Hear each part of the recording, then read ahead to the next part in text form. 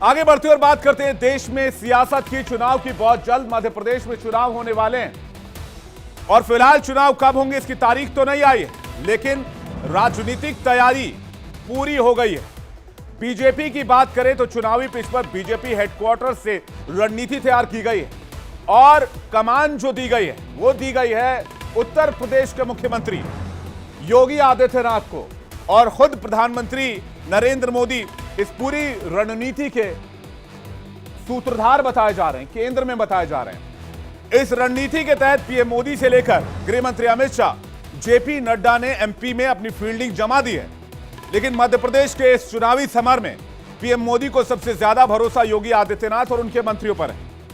आप सोच रहे होंगे कि चुनाव तो मध्य प्रदेश में होने हैं, फिर योगी और उनके मंत्रियों का क्या काम। लेकिन मैं आपको बता दूं कि भले ही चुनाव एमपी में होंगे, लेकिन जीत की पिच योगी और उनके मंत्री ही तैयार करने वाले हैं। जल्दी से एक रिपोर्ट देखिए।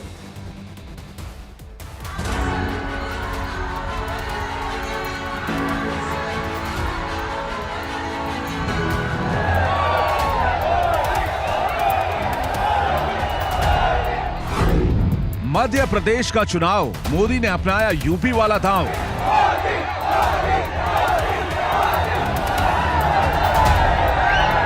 एमपी में जीत का खुलेगा चैप्टर, वहां भी योगी फैक्टर।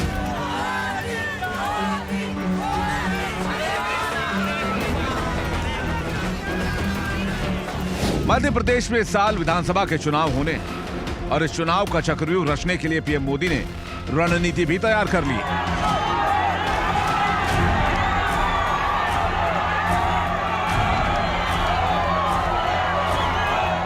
एमपी के चुनाव को जीतने के लिए मोदी को बाबा और उनकी टीम पर पूरा भरोसा है। इसलिए मध्य प्रदेश की 143 सीट पर यूपी के मंत्रियों को कमान दी गई है। यूपी के मंत्री अब मध्य प्रदेश में डेरा जमाएंगे और वोटिंग के 48 घंटे पहले तक वहां रहेंगे और इनकी रिपोर्ट सीधे बीजेपी हेडक्वार्टर दिल्ली को भेजी जाएगी। मध्य प्रदेश में विधानसभा चुनाव होने हैं, लेकिन जिस तरीके से स्टार प्रचारक की भूमिका निभाने के लिए जहां केंद्र से भी कई बड़े दिग्गज चेहरे मध्य प्रदेश में आ रहे हैं, तो वहीं उत्तर प्रदेश के मुखिया पर भी बहुत बड़ी जिम्मेदारी हर बार हर चुनाव में बीजेपी सौंपती हुई जरूर नजर आती है। लेकिन खास बात इस बार मध्य प्रदेश के चुनाव में यह भी रहने वाली है कि उत्तर प्रदेश से ही दरअसल योगी आदित्यनाथ द्वारा गठित एक 143 सदस्यों टीम तैयार की गई है, जो कि मध्य प्रदेश भेजी जाएगी और आचार संहिता लगने के 48 घंटे पहले तक मध्य प्रदेश में रहेगी और हर दिन का बाकायदा रिपोर्ट तैयार करके सेंट्रल गवर्नमेंट को सौंपा जाएगा। भरोसा सबसे ज्यादा आज भी प्रधानमंत्री को सिर्फ योगी आदित्यनाथ पर ही है, या कहीं ना कहीं वो भरोसा मध्य प्रदेश से डगमगाता हुआ सीएम शिवराज से नजर आ रहा है, क्योंकि सीएम शिवराज कई बार ये इशारा कर चुके हैं कि शायद कहीं वो जाने वाले तो नहीं है। ऐसा पहली बार है कि इतनी बड़ी संख्या में यूपी के नेताओं की मॉनिटरिंग मध्य प्रदेश में होगी। अब जरा खबर में डिटेल से आपके सामने रखता हूं। मध्य प्रदेश में कुल सीटें कितनी हैं? 230। बिल्कुल सही समझ रहे थे आप। इसमें 143 सीटों पर यूपी के लोग भेजे जाएंगे, यानी कि यूपी के दिग्गज उतारे जाएंगे, जिसमें खुद मुख्यमंत्री योगी आदित्यनाथ हैं। ये सभी नेता चुनाव की वोटिंग के 48 घंटे पहले तक वहां रहेंगे और रिपोर्ट सीधे दिल्ली करेंगे, यानी कि चुनाव प्रचार के आखिरी घंटे तक।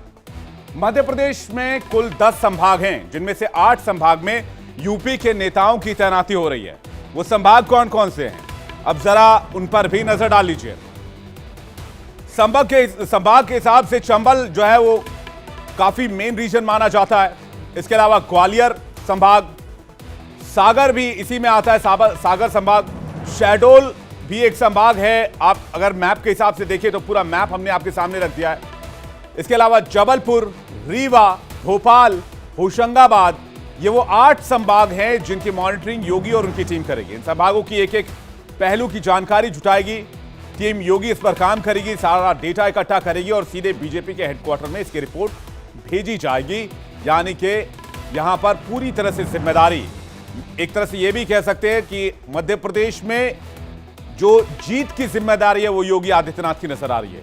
योगी की टीम से 10 नेताओं को चुना गया है, जिनके हाथ में एमपी के मिशन 143 की कमान दी गई है। जीत का स्ट्रक्चर यही तैयार करेंगे। वो 10 नाम कौन कौन से हैं, अब जरा उन नामों को भी आपके सामने रखते हैं। सबसे पहला नाम है यूपी के डिप्टी सीएम ब्रजेश पाठक का।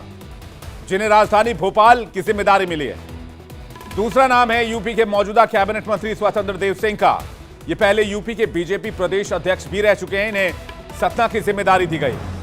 तीसरा नाम है दयाशंकर सिंह का, जो यूपी के परिवहन मंत्री, इन्हें बालाघाट की जिम्मेदारी मिली है। अगला नाम है बेबी रानी मौर्य का, जिन्हें ग्वालियर की जिम्मेदारी दी गई है। दिनेश प्रताप सिंह ये भी मंत्री हैं, रायसेन की जिम्मेदारी इन्हें सौंपी गई है। दयाशंकर मिश्र दयालु जो कि मंत्री हैं, दातिया की जिम्मेदारी इन्हें सौंपी गई है। कपिल देव अग्रवाल जो कि मंत्री हैं और दमोह की जिम्मेदारी इनको दी गई। अनिल राजभर ये भी यूपी में मंत्री हैं और इन्हें सिवनी की जिम्मेदारी दी गई। जेपीएस राठौड़ जो कि मंत्री हैं, इन्हें भोपाल संभाग पर नजर रखेंगे। पंकज सिंह जो विधायक हैं, विदिशा की जिम्मेदारी इन्हें दी गई है। ये वो 10 नाम है जो एमपी पहुंच रहे हैं और अब से वहीं रहेंगे वोटिंग के ठीक 48 घंटे पहले तक, यानी कि प्रचार के आखिरी सेकंड तक, और तब ये वापस आ जाएंगे। तब तक इनका डेरा मध्य प्रदेश ही होने वाला है। योगी और उनकी टीम की तारीफ पीएम मोदी हमेशा करते हैं और जब एमपी में दोबारा सरकार बनाने का टारगेट सेट किया गया है, तब भी मोदी को अपने हनुमान की याद, योगी की याद आई है। प्रधानमंत्री भी योगी की उपयोगिता जानते हैं, जिसका जिक्र उन्होंने इससे पहले भी कई बार किया है। आइए आपको सुनवाते हैं।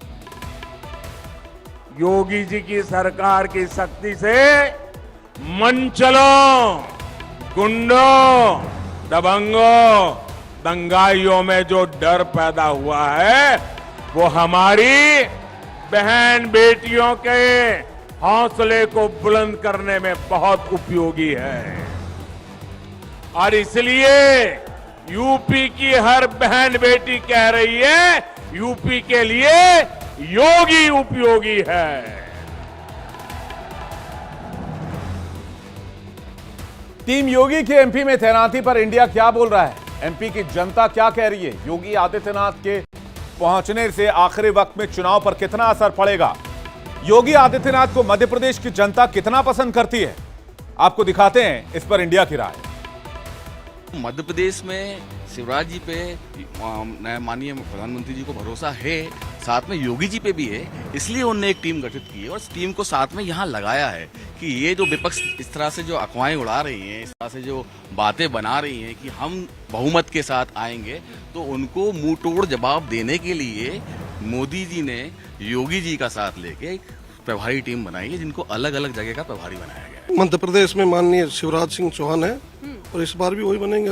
200 प्लस तो यूपी से टीमें भेजी जा रही है कि यहाँ पर नजर बनाए रखेंगे, रिपोर्ट तैयार करके सेंट्रल को भेजी जाएगी। वो तो एक संगठन है, बीजेपी कहीं भी जा सकते हैं। बीजेपी कार्यकर्ता पूरे मध्य प्रदेश में क्या पूरे भारत में जा सकता है। बौखलाहट है, 150 प्लस 200 प्लस, ये सिर्फ शिगुफे हैं जो छोड़े जा रहे हैं। बाकी ये आंकड़ा कांग्रेस के पक्ष में जा सकता है, 140 प्लस 150 प्लस। ये पहले मोदी का बार बार आना, इसके बाद में योगी सरकार का दखलंदाजी होना, ये दिखाता है कि निश्चित तौर पे जनता के साथ साथ बीजेपी को भी शिवराज सिंह चौहान पे भरोसा नहीं है। इसलिए क्या है, सांसदों को टिकट दिए गए, मोदी बार बार आ रहे हैं, ये सारी चीजें मिलकर ये बता रही हैं कि बदलाव निश्चित है। मध्य प्रदेश के चुनाव में बीजेपी किसी तरह का कोई चांस नहीं लेना चाहती है। मेन रीजन ये है कि यहां 18 साल से ज्यादा की एंटी इनकम्बेंसी है, लगभग 20 सालों की, और उसके बाद जनता में एंटी गवर्नमेंट मूड बनता है। तो विधानसभा चुनाव के बाद लोकसभा चुनाव भी है। शायद यही वजह है कि बीजेपी इन चुनाव में पूरी तरह से गंभीर है। चुनाव को लेकर नए नए प्रयोग और प्लान कर रही है। मोदी का बाबा और उनके मंत्रियों पर भरोसा, और इसके साथ ही दूसरे नंबर पर उनका गृह राज्य गुजरात है, जहां के मंत्री एमपी के 45 सीटों की मॉनिटरिंग कर रहे हैं। गुजरात के मंत्रियों विधायकों को कमलनाथ के गढ़ छिंदवाड़ा की जिम्मेदारी दी गई है। यानी मोदी जानते हैं कि अभी से फील्डिंग कस दी गई तो मध्य प्रदेश में जीत की फुल गारंटी है। हालांकि आखिरी जो फैसला है वो जनता के हाथों में होता है।